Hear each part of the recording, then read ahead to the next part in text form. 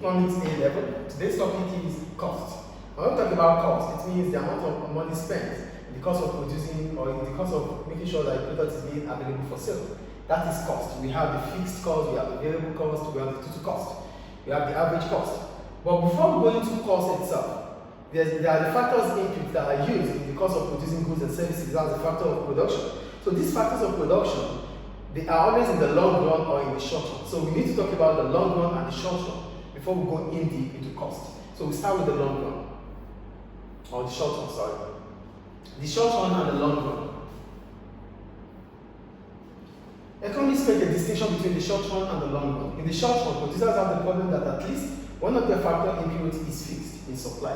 When we talk about factor inputs, we are talking about those resources that help in the production of goods and services, the land, the labor, the capital. So these are factor inputs, and one of them will always be fixed in the short run. For instance, the owner of a factory might want to expand and increase production. The workers can work longer hours by working overtime or by having different shifts, and more raw materials can be purchased. Labor and raw materials are variable inputs. So labor and raw materials are variable inputs because they can change every now and then. So why are they variable? They are variable because they change as the level of output changes. We can get more workers, we can get more raw materials because we need to increase our production. That is the point there.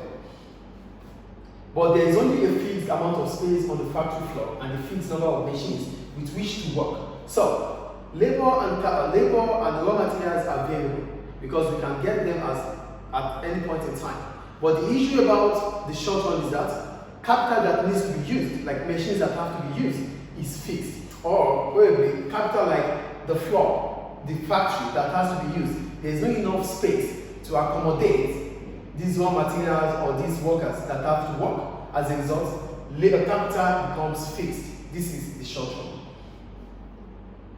This fixed capital places a constraint on how much more can be produced by the firm. So because there is constraint now, because we cannot easily convert or expand our capital or expand our factory space, it becomes a constraint. So we cannot change it, which means in the short run, one factor, especially capital, is fixed.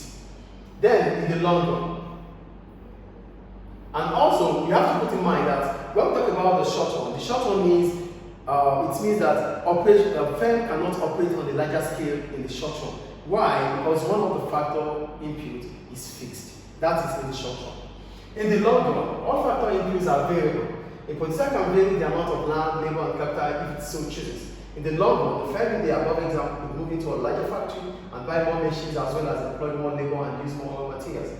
In the long run, all factor inputs are variables. It means they can be switched, they can be changed at any point in time. So what are they trying to say here? We can increase our labor in the long run, we can increase our raw materials in the long run, we can increase our factory space in the long run, and we can buy more equipment in the long run, because all factors are variable, which means in the long run, that is when we can expand our operations. In the long run, existing technologies do not change. In the very long run, the state of technology can change. For instance, a bank would be able to move from a paper-based system with a check and bank statement to a completely electronic paper-based system with telephone, mobile, or internet banking. So in the very long run, it becomes easier for firms to switch to a more efficient method of operation. That is what they're making an example of banking. So the way in which the short run and the long run are defined in the theory of production means that there is no standard length of time for the short run. So we don't have a specific time that we will call or we consider as a short run, and we don't have a specific time that we will consider as a long run. So the short run, then, what is the short run? The short run is the time that it takes to reach the stage of operating on a large scale. That is the short run. But we'll get to know further again.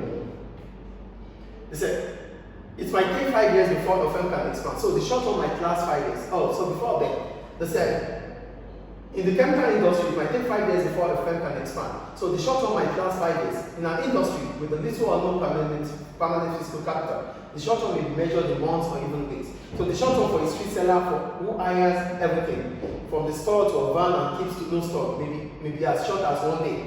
The day she is selling stock in the street, so the short run is the time it takes to expand in order to operate on a larger scale of production. So there's no specific time for a short run. The short run is the time it takes to be able to operate on a larger scale. It might be a week, it might be a day, it might be a year, it might be months. It depends on the kind of product or the kind of operation you are doing. It depends on the kind of production you are into. So the short run is not specific. But we have to understand that the short run simply means the time at which it takes to operate on a larger scale. Then in the long run. So what then is the long run? They said there, and in the long run is the time it takes to start operating on this large scale. So for the long run, it simply means the time we start operating on a larger scale. So the difference between the short run and the long run is this. The short run means the time it takes to be able to operate on a larger scale. That is the short run. Then the long run is the time we start operating on a larger scale. So this takes us to the end of the difference between the long run and the short run. Thank you.